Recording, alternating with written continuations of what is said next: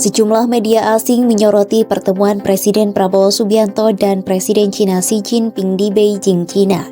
Kunjungan itu berlangsung Sabtu, 9 November 2024. Lantas, apa kata media asing soal kunjungan Presiden Prabowo ke China untuk bertemu Xi Jinping?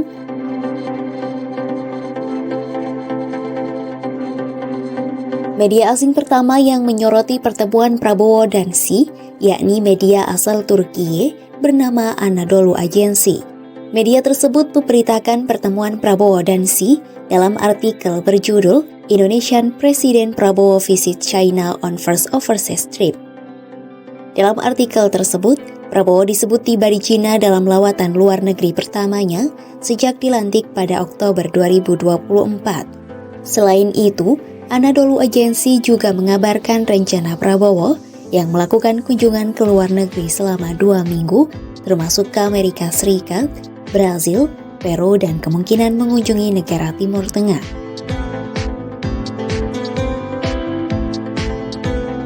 Kemudian ada AP News yang melaporkan pertemuan Prabowo dan Xi dalam berita yang berjudul Newly Inaugurated Indonesian President Subianto Visit China in First Overseas Trip. Media itu memberitakan Prabowo yang berjanji kepada Xi Jinping akan menjaga hubungan dekat antara Indonesia dengan China. Selain itu, AP News juga menyebut Indonesia memiliki hubungan ekonomi dengan China yang berkembang pesat di bawah pemerintahan Presiden Jokowi.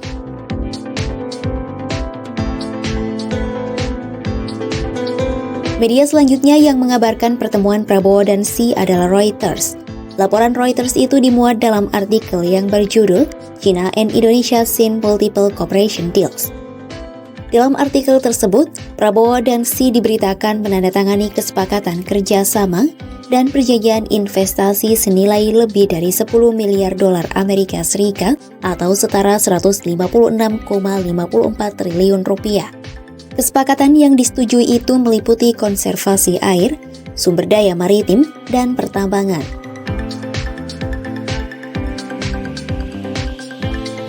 Selanjutnya ada media asal Amerika Serikat US News yang turut menyoroti pertemuan Prabowo dan Xi di China. US News memberitakan hal itu dalam artikel berjudul Newly Inaugurated Indonesian President Subianto Visit China in First Overseas Trip. Prabowo disebut berjanji menjaga hubungan dekat dengan China yang telah ada selama berabad-abad. Presiden RI itu juga menyebut China sebagai negara adidaya dan peradaban besar.